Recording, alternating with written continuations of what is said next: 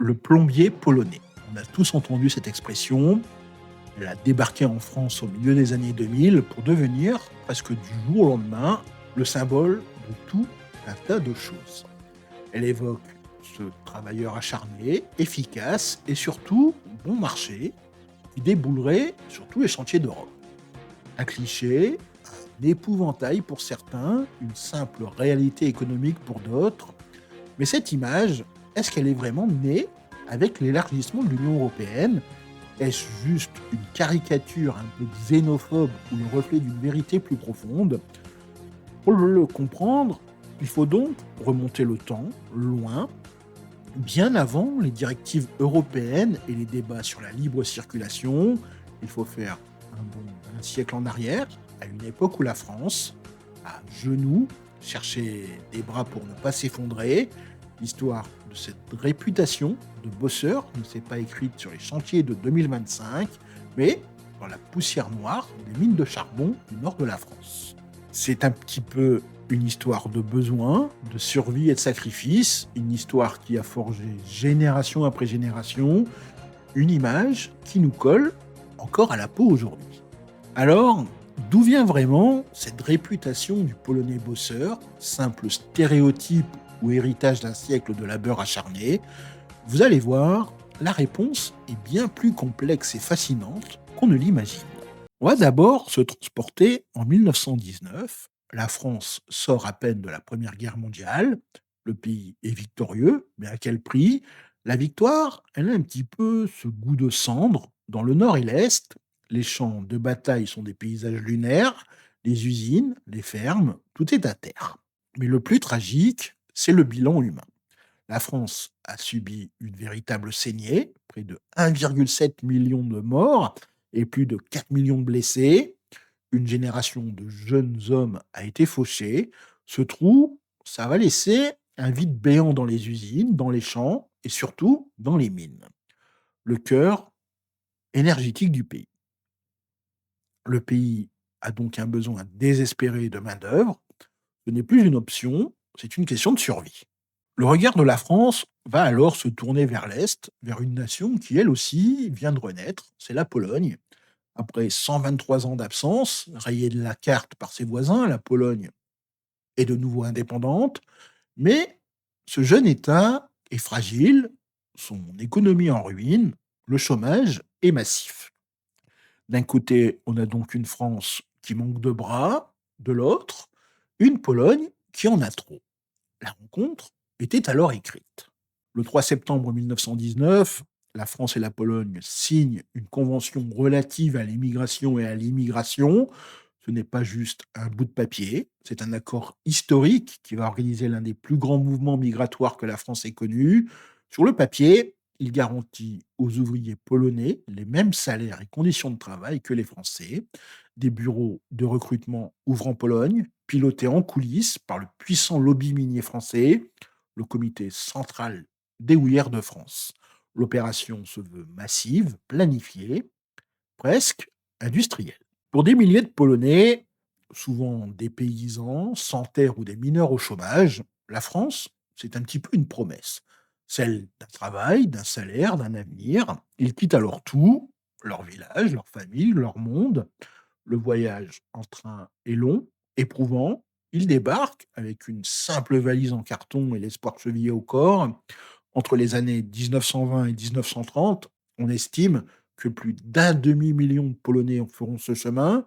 Ils deviennent alors la deuxième population étrangère du pays, juste derrière les Italiens. Une vague humaine qui va changer le visage de la France et poser, sans le savoir, la première pierre de cette fameuse réputation. L'arrivée en France n'est alors que le début, une étape obligée les attend, le dépôt de travailleurs étrangers de Toul, en Lorraine. Vous laissez imaginer une ancienne caserne transformée en un gigantesque centre de tri humain. Les trains déversent leur flot d'hommes, de femmes et d'enfants. Pendant des jours, ils sont examinés, vaccinés, contrôlés. On va les ausculter, on les inspecte un petit peu comme du bétail. Les plus costauds pour les mines et l'industrie, les autres pour l'agriculture. Ils repartent ensuite vers leur destination finale, les bassins miniers du Nord-Pas-de-Calais et de Lorraine, ou les grandes fermes françaises. C'est dans le Nord que le choc est le plus visible, que ce soit à Lens, à Liévin ou Bruay en Artois, les compagnies minières ont besoin de cette main-d'œuvre pour faire tourner les puits à plein régime.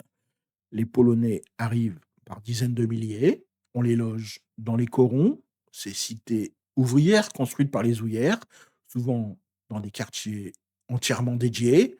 C'est la naissance des petites Polognes. La vie y est d'une dureté inouïe. Au fond de la mine, c'est un petit peu l'enfer, la chaleur, l'humidité, le bruit assourdissant, et cette poussière de charbon qui s'infiltre partout, qui ronge les poumons et noircit les visages. Les journées sont interminables, le travail physique, répétitif et mortellement dangereux, les coups de grisou et les éboulements sont une menace de tous les instants. En surface, les femmes, quant à elles, vont tenir le foyer, élever les enfants, cultiver un lopin de terre. C'est une vie de labeur, du lever au coucher du soleil, pour un salaire de misère. Face à cette vie et à l'hostilité de certains locaux qui les surnomment les Polacs, les immigrés polonais développent une solidarité extraordinaire. Ces petites Polognes ne sont pas des dortoirs, elles deviennent de véritables sociétés miniatures. On y parle évidemment le polonais, on y crée ses propres paroisses avec des prêtres venus du pays, ses écoles, ses clubs de sport, ses chorales, ses journaux en polonais. C'est un petit peu une forme de rempart contre l'isolement et la dureté du quotidien. Et c'est dans ce creuset que la réputation de bosseur se cimente. Pour les patrons des mines, ces travailleurs sont une pure bénédiction. Les Polonais sont disciplinés, fiables et surtout, ils ne rechignent jamais à la tâche, même la plus pénible. Ils acceptent des conditions que beaucoup d'ouvriers français refusent. Ils sont vus un petit peu comme des durs au mal, endurants, dont la seule richesse est la force de travail. Et ce n'est pas un mythe, c'est le fruit de la nécessité de survivre, de l'espoir d'offrir une vie meilleure aux enfants. Le travail devient un petit peu une valeur centrale, une source de fierté et de dignité. Et c'est cet héritage-là, celui du labeur dans les pires conditions, qui va traverser les décennies. Le temps va passer et après la Seconde Guerre mondiale, l'histoire de l'immigration polonaise change, mais l'empreinte de cette première vague demeure indélébile. Les descendants s'intègrent, deviennent français, mais l'histoire du grand-père mineur reste, l'image du bosseur va se transmettre. Et puis, on a cette date du 1er mai 2004 où tout va basculer. La Pologne entre dans l'Union européenne, les frontières s'ouvrent, c'est la libre circulation. C'est là que ressurgit notre fameux plombier polonais. L'expression circulait déjà un peu dans la presse, mais elle explose au printemps 2005 en plein débat sur la Constitution européenne et la directive Bolkestein sur la libéralisation des services. Certains politiques s'en emparent et en font un épouvantail. Le plombier polonais, qui payait au salaire de son pays, viendrait voler le travail des Français. Le symbole du dumping social est alors né. Le cliché, il est puissant, il marque les esprits bien au-delà de la vérité et de la réalité, car en vrai, le plombier polonais, c'est un petit peu un fantasme. Les études, elles vont le montrer, l'invasion redoutée n'a jamais eu lieu et le nombre de plombiers polonais en France est resté anecdotique. Mais le symbole, lui, a la vie dure. Il a réactivé, un siècle plus tard, l'image du travailleur polonais prêt à accepter n'importe quoi. La réponse de l'office du tourisme polonais fut d'ailleurs géniale. Une affiche avec un beau gosse en bleu de travail et ce slogan: Je reste en Pologne, venez nombreux. Transformer le cliché en invitation, il fallait un petit peu y penser. Derrière le cliché se cache en fait une réalité bien plus complexe, celle du travailleur détaché.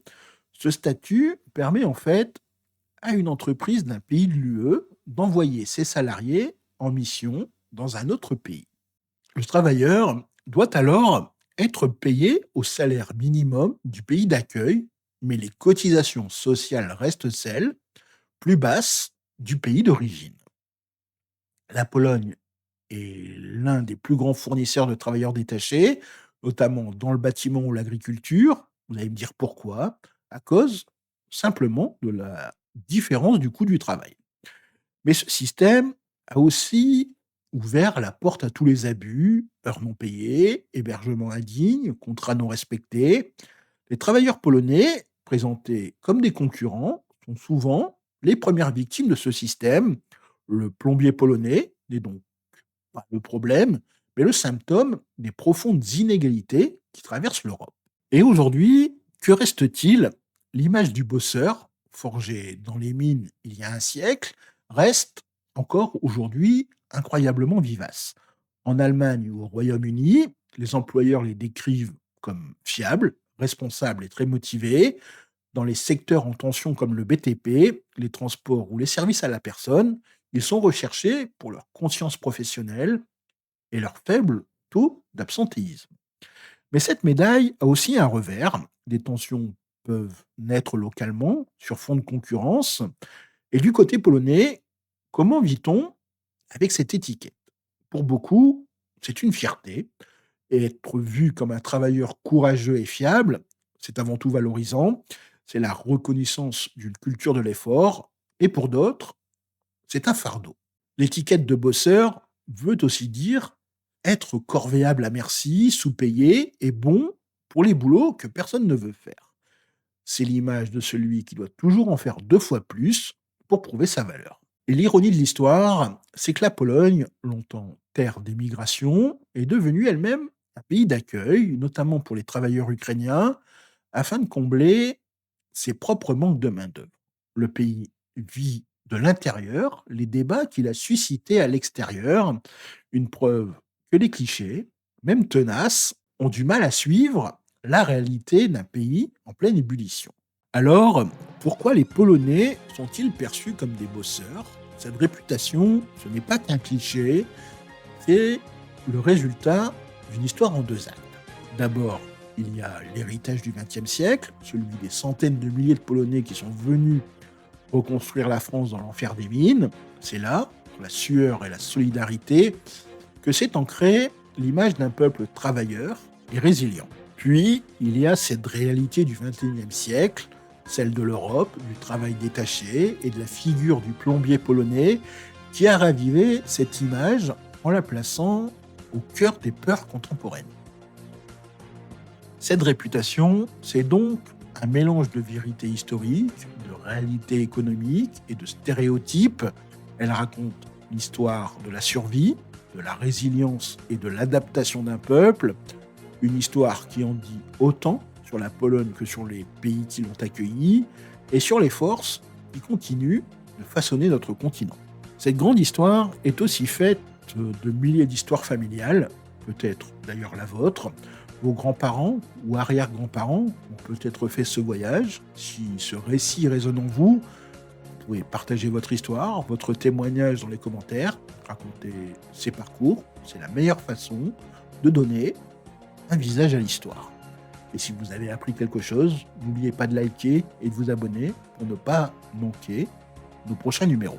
Je vous remercie encore une fois d'avoir suivi ce podcast du Double K. Je vous souhaite de passer une agréable journée. Miłego dnia et je vous dis à très bientôt. Do zobaczenia.